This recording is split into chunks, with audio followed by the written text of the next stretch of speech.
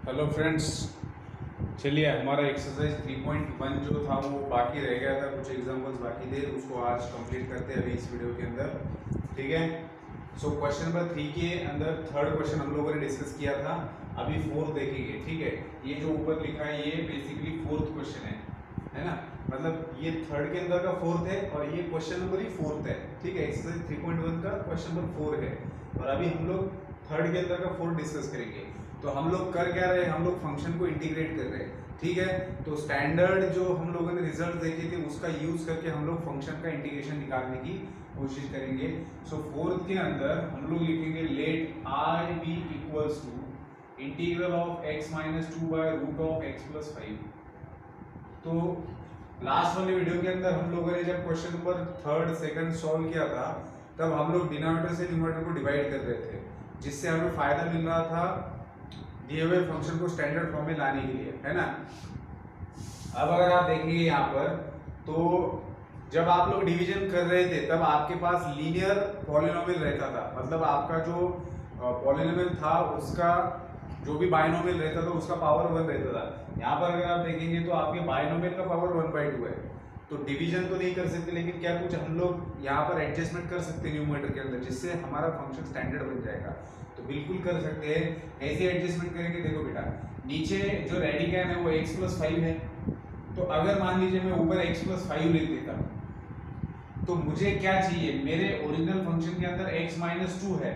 अब मैंने x plus 5 लिखा है तो मैं इसमें से 7 सब्ट्रैक्ट कर देता हूँ। इससे क्या फायदा होगा मुझे, इससे ये फायदा होगा कि x प्लस 5 का मैं एक टर्म बना सकता हूँ जिससे मेरा डिनोमिनेटर सेपरेट होके मेरा काम बन सकता है। कैसे देखिए, अब मैंने x माइनस 2 की जगह पर x प्लस 5 माइनस 7 लिखा। 5 माइनस 7 माइनस 2 ही होता है। तो ओरिजिनल जो आपका फंक्शन है उसके अंदर आपने कोई भी चेंज नहीं किया है, बस जो आपने एडजस्टमेंट किया है वो आपके फंक्शन को स्टैंडर्ड फॉर्म में लाने के लिए आपने वो एडजस्टमेंट किया हुआ है। ठीक है ना। तो अभी आप देखेंगे तो इसको मैं एक टर्म बना रहा हूँ डिवाइडेड बाय आपके पास है x प्लस 5 रेज टू 1/2। ठीक है। चलिए अब मैं डिनोमिनेटर को सेपरेट करता हूँ और इंटीग्रल को भी, इंटीग्रल साइन को भी सेपरेट करता हूँ, मतलब टर्म्स भी सेपरेट करता हूँ। So x plus 5 by x plus 5 raise to 1/2। ठीक है। और आपके पास है यहाँ पर dx minus 7 by x plus 5 whole raise to 1/2 dx। अब बेटा आप इसको अगर न्यूमरेटर में लेके आएंगे तो आपको क्या मिलेगा, x plus 5 whole raise to 1 minus 1/2 dx minus 7 constant है, इसको बाहर ले लो, इसको ऊपर लेके आएंगे तो x plus 5 whole raise to minus 1/2 dx है। ठीक है। चलिए अब ये आपको मिल रहा है x प्लस 5 रेज टू 1/2। ठीक है। इसका कैलकुलेशन करके 1/2 मिला है, माइनस 7 टाइम्स यहाँ पर आपके पास ये एज इट इज रहेगा, इसमें कोई चेंज नहीं हो सकता। ठीक है। अब बेटा हम लोग पहली बात ही जानते हैं कि हमारा हम इस टाइप के फंक्शन का डायरेक्ट इंटीग्रल जानते हैं कैसे निकालना है। ये तो x रेज टू n वाला टाइप बन गया है। ठीक है ना। या फिर आप बोल सकते हो ax plus b whole raise to n वाला टाइप। तो इसका इंटीग्रल वैल्यू क्या होता है, x raise to n plus 1 by n plus 1। ठीक है। तो मैं आप पॉज करके लिख सकते हो बेटा, ये एडजस्टमेंट मैं ऊपर का हटाता हूँ ताकि मैं इसको आगे बढ़ा सकता हूँ। तो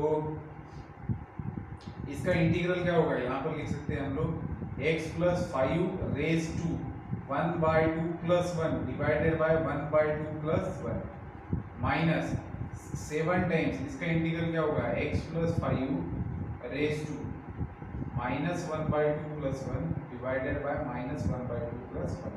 चलिए इसको सिंप्लीफाई करते हैं तो ये बन जाएगा 3/2। तो आपको मिलेगा x plus 5 raise to 3/2 divided by 3/2 plus minus 7 times x plus 5 raise to, ये क्रॉस मल्टीप्लिकेशन होगा तो -1 + 2 बन जाएगा 1/2 एंड डिवाइडेड बाय आपके पास बचेगा 1/2। ठीक है। सो बेटा आपके पास है 2/3 x plus 5 whole raise to 3/2 minus ये ऊपर चला जाएगा तो 14 times x plus 5 raise to 1/2। ठीक है। एंड ये प्लस c हम लोग लिखना भूल गए तो यहाँ पर आएगा plus c, that is constant of integration. जैसे हम लोगों ने इसको इंटीग्रेट किया यहीं पर प्लस c आ गया। ठीक है। तो एक बार आंसर चेक किया जाए, कुछ अगर करेक्शन हो तो अभी बता सकता हूँ। कितने नंबर का क्वेश्चन है ये? क्वेश्चन नंबर 3 के अंदर का 4। सो -14 तो कहाँ गया रूट, सही है ये। और पहले 1/3 x + 5 2/3 x + 5 = 3। ठीक है, चलिए आंसर सही है। तो बेटा इस तरीके से ये था क्वेश्चन नंबर 4 का सॉल्यूशन। चलिए आगे बढ़ेंगे, क्वेश्चन नंबर 5 का सॉल्यूशन देखते हैं। तो समझ में आ रहा है ना, हमारी सिर्फ एक ही कोशिश रहने वाली है कि जो भी आपको दिया हुआ फंक्शन है, अब हम लोग सॉल्व कर रहे हो या फिर आगे भी सॉल्व करेंगे, तो हमारा एक ही टारगेट होता है कि जब भी किसी फंक्शन को इंटीग्रेट करना होता है तो दिए हुए फंक्शन को स्टैंडर्ड फॉर्म में कैसे लाया जाए, इसी के बारे में हम लोग सोचते हैं। चाहे स्टैंडर्ड फॉर्मूलाज, स्टैंडर्ड फंक्शन जो होते हैं जिनका हमें इंटीग्रेशन ऑलरेडी पता है, उसके फॉर्म में कैसे लाया जाए, या फिर जो भी टाइप का हम लोग इंटीग्रेशन सॉल्व कर रहे हैं, जिस भी टाइप के फंक्शन हो, तो उस स्टैंडर्ड टाइप में कैसे लाया जाए, यही हमारी कोशिश होती है। ठीक है, तो अभी मैं इसको हटाता हूँ, क्वेश्चन नंबर 5 डिस्कस करेंगे।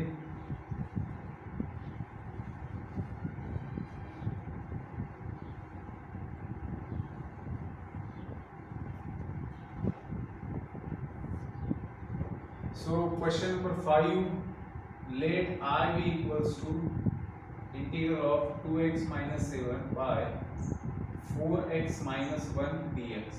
ठीक है, अब आपको इसको इंटीग्रेट करना है बेटा। तो यहाँ पर क्योंकि इस बाइनोमियल का पावर 1/2 आया है, फ्रैक्शन आया है, तो डिवाइड करना सही नहीं रहेगा। तो जो रेडिकैन है उसके हिसाब से एडजस्टमेंट करते हैं, जैसे पिछले एग्जाम्पल में किया था। तो यहाँ पर आपको सबसे पहले 2x को 4x बनाना है, तो आपको ऊपर और नीचे 2 से मल्टीप्लाई करना पड़ेगा। न्यूमरेटर को आप 2 से मल्टीप्लाई करेंगे तो डिवाइड भी 2 से करना पड़ेगा। तो 1/2 × 2 × 2x - 7 by √4x - 1 dx। समझ रहे हो बात को? 2 से मल्टीप्लाई किया, 2 से डिवाइड किया, तो ये कैंसिल होकर ओरिजिनल फंक्शन को कोई डिस्टर्बेंस नहीं है।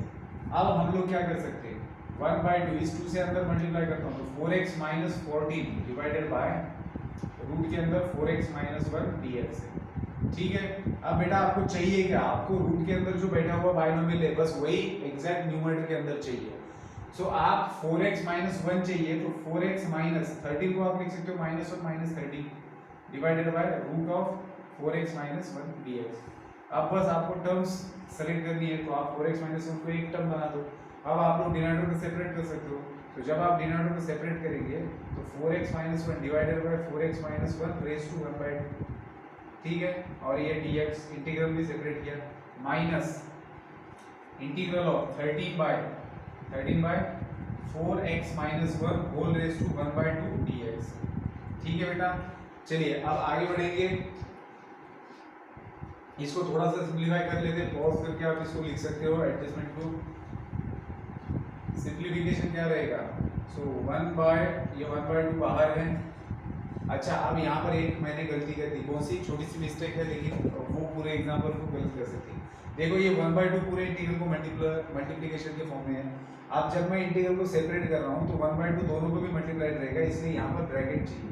और अगर आप ब्रैकेट हटाते हो तो 1/2 से यहाँ पर भी मल्टीप्लाई करो, यहाँ पर भी करो।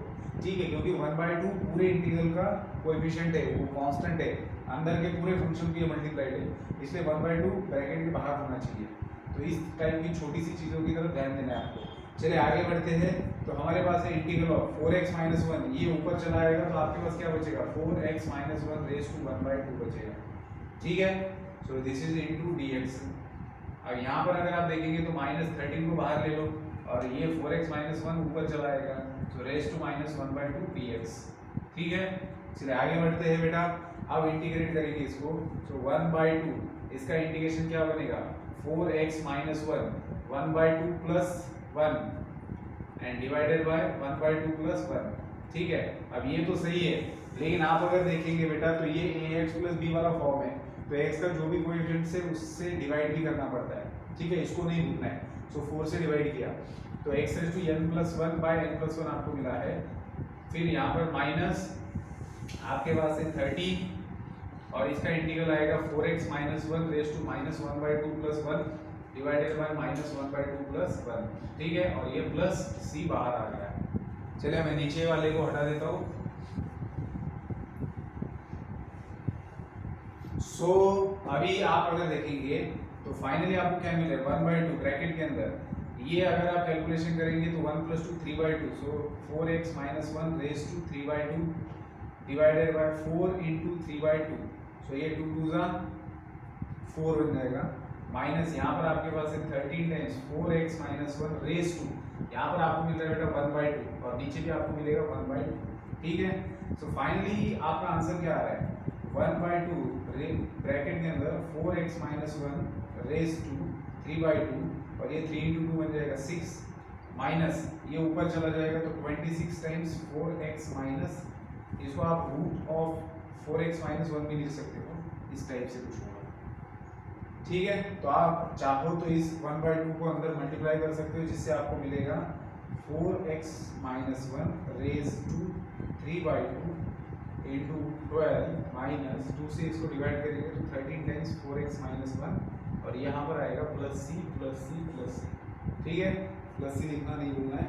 मैं आंसर चेक करता हूँ, तो हमारा आंसर है 1/12 4x - 1 raise to 3/2 minus 13/4 4x, okay. हाँ, अब मैंने क्या गलती किया बेटा, यहाँ पर मैंने इंटीग्रेट किया इसको, और इंटीग्रेट करने के बाद यहाँ पर जैसे मैंने 4 से डिवाइड किया है वैसे यहाँ पर मैंने 4 से डिवाइड करना भूल गया है।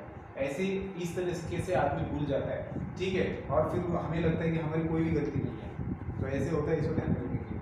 अब अगर आप देखेंगे यहाँ पर तो 4 इस x का जो कोएफिशिएंट है, क्योंकि आपने इसको इंटीग्रेट किया तो x के कोएफिशिएंट से डिवाइड भी तो करना पड़ेगा, मैंने यहाँ पर किया लेकिन यहाँ पर करना भूल गया, ऐसे होता है। अच्छा वो मैं भूल गया, ताकि आप लोगों को समझ में आएगा। सो 4 से मैं यहाँ पर था तो ये 2 × 4 बन जाएगा, सो ये ऑलरेडी आपके पास 13 है, ठीक है। सो सॉरी,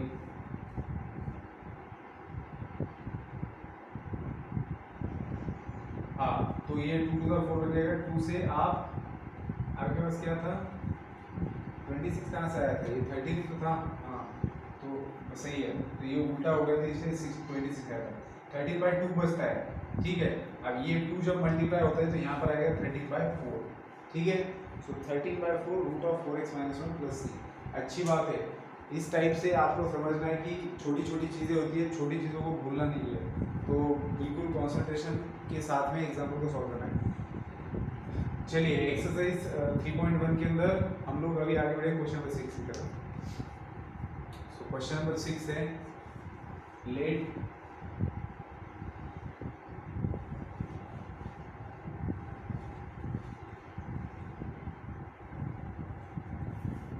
सिक्स नंबर का क्वेश्चन। फंक्शन क्या दिया है, फंक्शन है मेरे पास integral sin 4x divided by cos 2x। ये तो सिंपल है, देख के ही समझ में आ जाता है क्या करना है।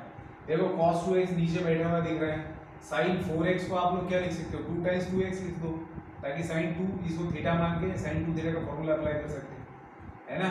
तो यहाँ पर 2x को थीटा मान लो, तो sin 2 थीटा का फॉर्मूला क्या है 2 times sin theta that is sin 2x into cos 2x, 2 times sin theta into cos theta divided by cos 2x dx। तो ये cos 2x तो सस्ते में निपट गया, 2 कांस्टेंट है बाहर ले लो तो integration of sin 2x dx। अब ये स्टैंडर्ड फंक्शन हो गया हमारा, sin 2x का इंटीग्रेशन क्या होगा माइनस cos 2x, इसका इंटीग्रेशन होगा माइनस cos 2x, लेकिन x के कोएफिशिएंट से डिवाइड करना नहीं भूलना है, प्लस c, ठीक है।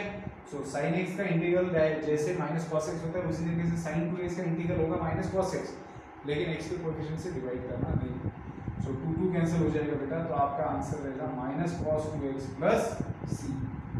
ये है आपका इंटीग्रल वैल्यू या फिर इंटीग्रेशन ऑफ इवन फंक्शन 6। अभी हम लोग सॉल्व करेंगे 7th को। सो पॉज करके आप लोग इसको लिख सकते हो।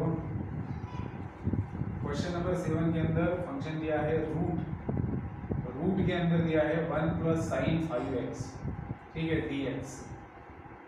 अब बेटा यहाँ पर अगर आप देखेंगे तो ये 5x वाला ऐसा कोई फॉर्मूला नहीं है हमारे पास, ज़्यादा से ज़्यादा हम लोग sin 2x sin 3x के लिए लिख सकते हैं।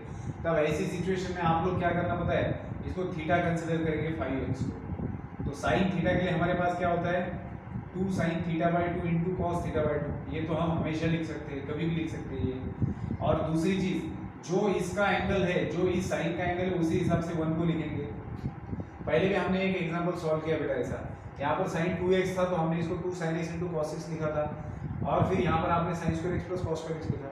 अब आप लोग इसको अगर जैसे मान लीजिए sin 5x क्या बन जाएगा आपका, sin 5x बन जाएगा 2 times sin 5x/2 into cos 5x/2, सही है। मतलब आपने इसको थीटा कंसीडर करके ये वाला फॉर्मूला अप्लाई कर दिया। अब दूसरी चीज, अगर ये 5x/2 है तो आप 1 को क्या लिख सकते हो, 1 को sin स्क्वायर थीटा, तो थीटा आप जो मर्जी ले सकते हो, 5x/2 ले लो, प्लस cos स्क्वायर 5x/2 ले लो, है ना, लिख सकते हो कि नहीं। sin square theta plus cos square theta 1 होता है। तो इन दोनों का यूज करेंगे आप इसके अंदर, तो आपका काम बन जाएगा। कैसे, देखिए 1 को आपने लिखा sin square 5x/2 plus cos square 5x/2 and sin 5x को आप लोग लिख रहे हो plus 2 times sin 5x/2 into cos 5x/2, ठीक है बेटा। और ये dx है। अब ये किसका एक्सपेंशन बन रहा है, ये एक्सपेंशन बन रहा है sin of 5x/2 plus cos 5x/2 का होल स्क्वायर बन रहा है। तो यहाँ पर बेटा ये स्क्वायर और स्क्वायर रूट कैंसिल हो जाते हैं, तो बचता क्या है, sin 5x/2 dx plus integral of cos of 5x/2 dx, ठीक है। अब ये हमारा स्टैंडर्ड फॉर्म है। कैसे, sin थीटा आपको sin x का इंटीग्रल पता है माइनस cos x, तो ये जो अंदर का एंगल है उसको हम बाद में सोचेंगे, कब, जब इंटीग्रल लिखेंगे। देखो sin πx/2 का हमने इंटीग्रल लिखा माइनस cos πx/2, अब x का कोएफिशिएंट क्या है π/2, तो π/2 से डिवाइड करेंगे, प्लस cos का इंटीग्रल क्या होता है sin π 5x/2, तो डिवाइड करेंगे इसको x के कोएफिशिएंट से प्लस c। अब ये जो डिवाइड किया है ना, ये ऊपर जाके मल्टीप्लाई होता है, मतलब कैसे आएगा आपका आंसर, आपका आंसर आएगा -2/5 इंटू cos ऑफ 5x/2, ये उल्टा होके मल्टीप्लाई हुआ, और यहाँ पर plus 2/5 into sin 5x/2 plus c, ठीक है। या फिर आप ऐसा भी लिख सकते हो, इसको ऐसा लिखो, या फिर 2/5 को कॉमन निकालो, पहले पॉजिटिव टर्म लिखो sin 5x/2, फिर नेगेटिव टर्म लिखो, और फिर आप इसको ऐसे भी लिख सकते हो, ठीक है बेटा। तो ये रहेगा आपका आंसर, समझे ना बात को। तो इस टाइप का आपको एडजस्टमेंट समझ में आना चाहिए, फॉर्मूलेज उसके लिए अच्छे से पता होना चाहिए ट्रिगो के। चलिए आगे बढ़ेंगे हम लोग क्वेश्चन नंबर 8 की तरफ। तो क्वेश्चन नंबर 8,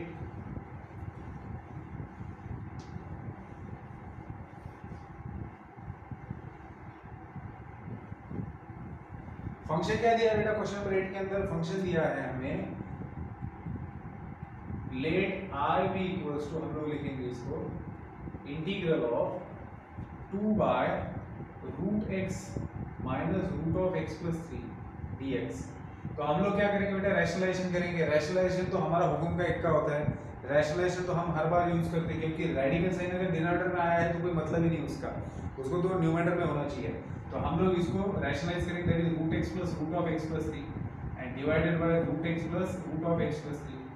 तो इसको हमने मल्टीप्लाई किया, so this is equals to 2 times root x plus root of x plus 3, और डिनोमिनेटर में आपको क्या मिल रहा है, a square minus b square, that is root x का स्क्वायर माइनस बी स्क्वायर मतलब रूट एक्स प्लस 3 का होल स्क्वायर, और ये dx। अब ये स्क्वायर स्क्वायर रूट हटेगा, स्क्वायर स्क्वायर रूट हटेगा, तो जो बच रहा है उसको लिखेंगे। ये 2 कांस्टेंट है, इसको बाहर ले लेते हैं, ब्रैकेट के अंदर 2x plus root x plus 3 लिख सकते हैं हम, डिवाइडेड बाय यहाँ पर नीचे बचा x, और ये माइनस है, और यहाँ पर 2 टर्म्स है बेटा, तो अगर ब्रैकेट हटा रहे हो तो हिसाब से हटाना है, मतलब ध्यान देना है आपको। कैसा ध्यान देना है, तो देखो ये स्क्वायर स्क्वायर रूट हटेगा तो x प्लस 3 बचेगा ना, बाहर माइनस साइन है, अगर ब्रैकेट हटा रहे हो तो माइनस x बन जाएगा और माइनस 3, क्योंकि माइनस से दोनों टर्म को मल्टीप्लाई करना पड़ेगा, सो dx। सो x का तो काम निकल गया। अब ये माइनस 3 कांस्टेंट है, इसको बाहर ले लो इसके साथ में, तो ये बन जाएगा -2/3, और ब्रैकेट के अंदर क्या मिलेगा आपको, root x plus root of x plus 3 dx। आप इंटीग्रल को सेपरेट करो टर्म के साथ में, सो -2/3 दोनों को मल्टीप्लाई है, तो इसको बाहर ले लो एकदम, और ब्रैकेट के अंदर root x integral of root x dx, तो रूट एक्स को आप लिख सकते हो x raise to 1/2 plus integral of, इसको आप लिखेंगे x plus 3 raise to 1/2 and dx, ठीक है। इन दोनों को भी ये बाहर का कांस्टेंट मल्टीप्लाइड है। अब आपको क्या मिल रहा है, -2/3 x रेज़ टू 1/2 का इंटीग्रेशन आएगा x raise to 1/2 plus 1 divided by 1/2 plus 1, plus इसका इंटीग्रल आएगा x plus 3 raise to 1/2 plus 1 divided by 1/2 plus 1, and बाहर आएगा प्लस सी। ठीक है, तो हम लोग आगे इसको सिंप्लीफाई कर सकते हैं। पॉज करके आप लोग लिखेंगे, मैं हटा रहा हूँ इसको। So this equal to -2/3 integral, sir integral तो हो चुका है, ब्रैकेट के अंदर हमारे पास है x रेज़ टू 3/2। ठीक है, और नीचे भी आपको 3/2 मिलने वाला है। सो वो 3/2 उल्टा होकर मल्टीप्लाई होगा, दैट इज 2/3। ठीक है, प्लस यहाँ पर आपके पास है x + 3 raise to 3/2, x + 3 raise to 3/2 and divided by 3/2 में वो उल्टा होकर 2/3 बनेगा। ठीक है, दिस इज प्लस। सो बेटा दोनों में से भी 2/3 बाहर निकल के इसके साथ में कैंसिल हो जाएगा, तो आपके पास फाइनली बचे रहेगा -x raise to 3/2 -x + 3 raise to 3/2 and plus c। ठीक है, so this is what the answer.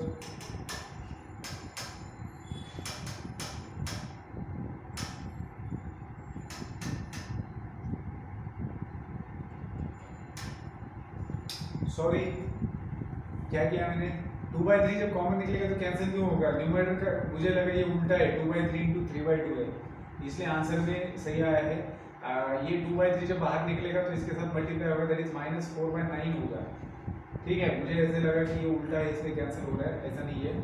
तो ठीक है, यहाँ पर क्या आएगा, ये प्लस आएंगे, तो इसको ब्रैकेट डालना पड़ेगा, इस टाइप से आएगा answer -4/9 x raise to 3/2 plus x + 3 raise to 3/2। ठीक है, कोई दिक्कत नहीं है, 2/3 इसके साथ में कैंसिल नहीं हो रहा। मुझे लगा ये 2/3 है और ये 3/2 ऐसे थोड़ा सा हो गया, चलो कोई दिक्कत नहीं। सो -4/9 आया है। सो इस तरीके से क्वेश्चन नंबर 8 को हमने सॉल्व किया है। सेम तरीके से बेटा आप क्वेश्चन नंबर 9 कर सकते हो। चलिए मैं कर देता हूँ, तो इसको आप लिखेंगे बेटा, क्वेश्चन नंबर 9 कर पाएंगे आप लोग? सिंपल सेम तरीके से करना है हमें। Question number 9, let I be equals to integral of 3/√7x - 2 -√7x - 5 dx। सो बेटा क्या करेंगे, रैशनलाइज करेंगे। तो रैशनलाइज करेंगे तो ऊपर क्या मिलेगा आपको, √7x - 2 प्लस √7x - 5, सही है। और डिनोमिनेटर में आपको क्या मिलेगा, a² - b² that is 7x - 2 -7x - 5। ठीक है, और ये dx। So this is equal to integral of 3 times 3 तो कांस्टेंट है, इसको बाहर ही ले लेते हैं, तो 7x - 2 plus √7x - 5 divided by आपके पास 7x कैंसिल हो गया। जब मैं ब्रैकेट खोल दूंगा तो ये -2 और माइनस प्लस 5 बन जाएगा 3। ठीक है, सो dx।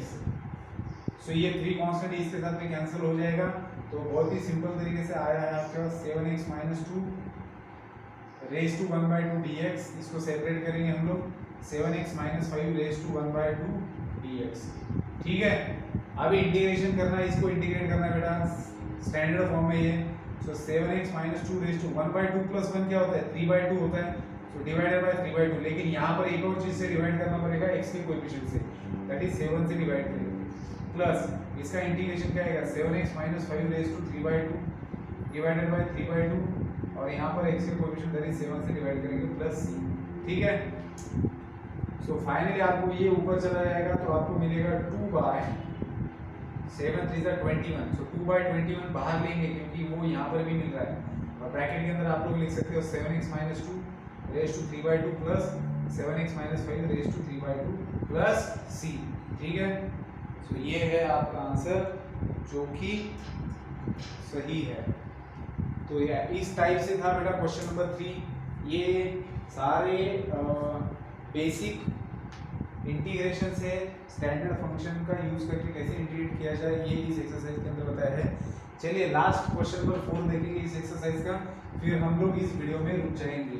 फिर नेक्स्ट वीडियो में, क्योंकि मुझे नया टॉपिक स्टार्ट करना है जिसके अंदर थ्योरम आएगा और फिर कुछ नए फॉर्मूलाज भी आएंगे न्यू वीडियो के अंदर, इसलिए मैं उसको हेडिंग देने के हिसाब से नया ही बनाऊंगा, क्योंकि इसके अंदर और आगे इसको बनाया जा सकता है, लेकिन फिर उतना टाइटल बैठता नहीं है, ठीक है ना, जगह कम होती है।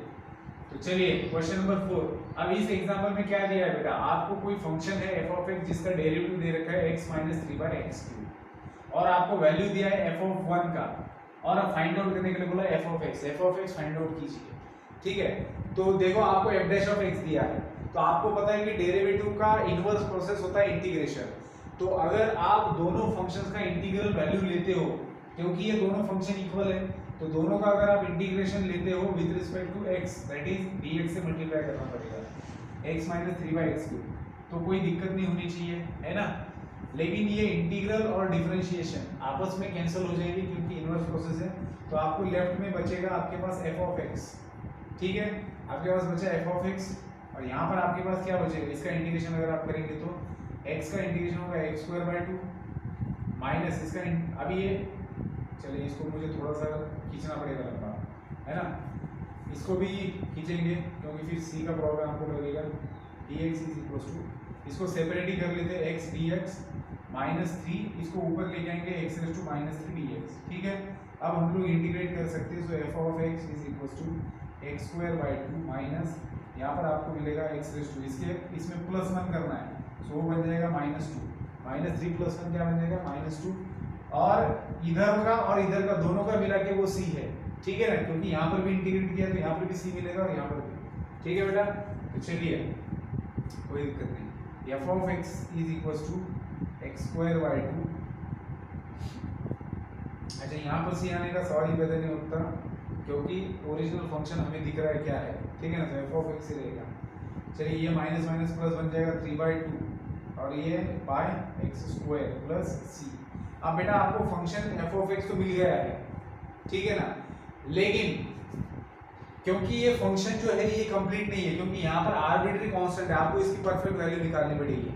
तो आपको इस क्वेश्चन के अंदर दिया हुआ आपको फंक्शन कौन सा है f ऑफ x ये पहचानना था। तो बहुत से लोगों को लग सकता है कि यही फाइनल आंसर है, नहीं, लेकिन जब तक आप c का परफेक्ट वैल्यू नहीं देते हो, हाँ, ये कब आंसर सही है, अगर आपको ऐसी कोई कंडीशन नहीं दी है, तो अगर ये कंडीशन यहाँ पर नहीं होती तो फिर f ऑफ x का वैल्यू आप ऐसे ही देते, लेकिन क्योंकि यहाँ पर ये कंडीशन दी है तो इसकी हेल्प से आप लोग c का वैल्यू निकाल के यहाँ पर रख सकते हो।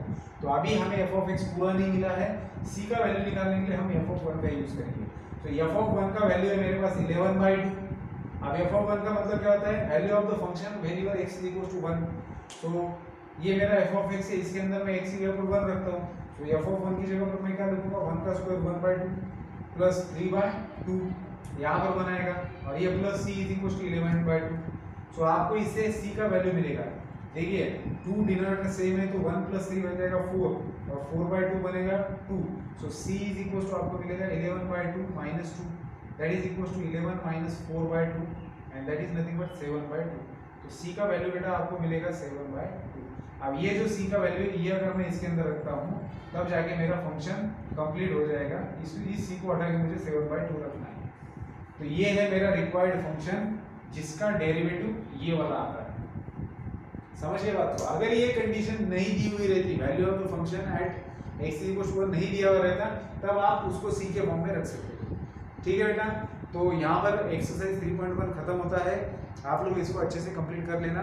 फिर हम लोग अभी ओरिजिनल जो टॉपिक है उसकी तरफ बढ़ेंगे। अभी मेथड्स ऑफ इंटीग्रेशन स्टार्ट करेंगे, जिसके अंदर पहला मेथड रहेगा मेथड ऑफ सब्स्टिट्यूशन। तो सब्स्टिट्यूशन के ऊपर डिपेंडेंट काफ़ी सारे फॉर्मूलाज आएंगे, अभी नए थ्योरम आएगा, तो उन सबको पहले देखना पड़ेगा। तो नेक्स्ट वीडियो के अंदर सिर्फ थ्योरेटिकल पार्टी रहेगा, फिर उसके अंदर बाद में हम लोग एक्सरसाइज स्टार्ट करेंगे। चलिए बेटा, फिर मिलेंगे नेक्स्ट वीडियो में विथ न्यू टॉपिक।